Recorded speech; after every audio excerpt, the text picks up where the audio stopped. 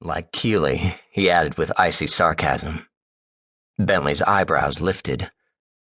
Do you really think Keely needs to beg any man for attention? He asked, as if the remark was incredible to him. Boone stiffened.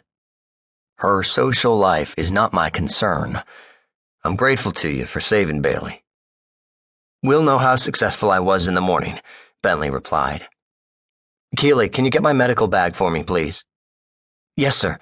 She'd left the room, glad for something that would take her out of Boone's immediate presence. Boone glanced again at the cage. He and I have been through some hard times together, he told the vet.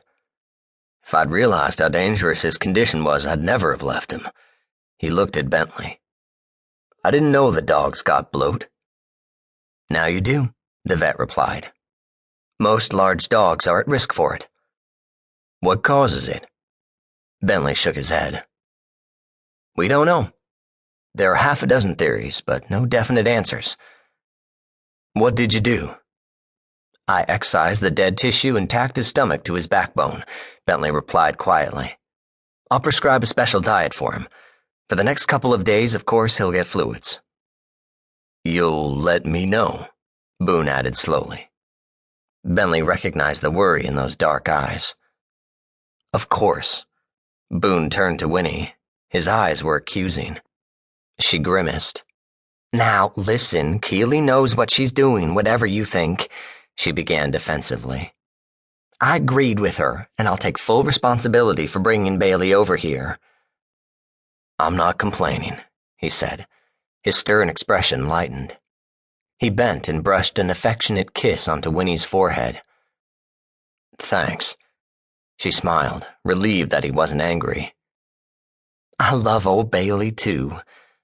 Keely came back with the medical bag and handed it to Bentley. She was holding his old raincoat as well. I hate raincoats, he began angrily. She just held it up. He grimaced, but he slid his long arms into it and pulled it up. Worrywart, he muttered. You got pneumonia the last time you went out into a cold rain, she reminded him. He turned and smiled down at her. Actually, it was more of a faint turning up of one side of his mouth. Bentley Rydell never smiled. Go home, he said. She shook her head. I won't leave Bailey until I'm sure he's out from under the anesthesia, she said, and she didn't look at Boone. Besides, you're sure to have at least one emergency call waiting for you when you get back. I don't pay you enough for all this overtime, he pointed out. She shrugged. So I'll never get rich. She grinned. He sighed. Okay, I'm on my cell phone if you need me. Drive carefully. He made a face at her, but his expression was staid and impassive as he nodded to the Sinclairs on his way out. Boone was glaring at Keely. She averted her eyes and went back to Bailey's cage to check on him. We should go, Winnie told her brother. See you later, Keely. Keely nodded. She didn't look at them. Boone hesitated uncharacteristically, but he didn't speak. He took Winnie's arm and led her out the door.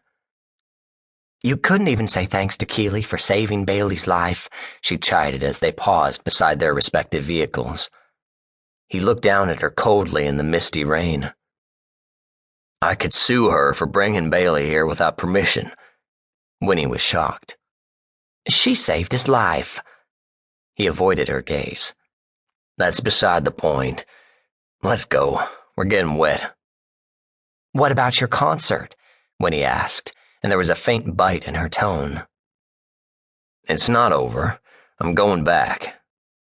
She wanted to say that his ex-fiancé wasn't going to be pleased that he'd deserted her, even for a few minutes, but she didn't say it.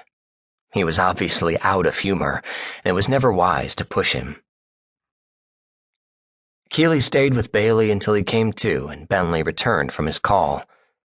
There was a new emergency, a woman whose champion English Springer Spaniel was whelping and one of the puppies wouldn't emerge.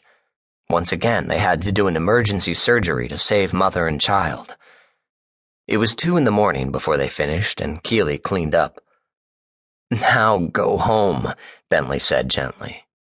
I'll have to, she laughed. I can't keep my eyes open.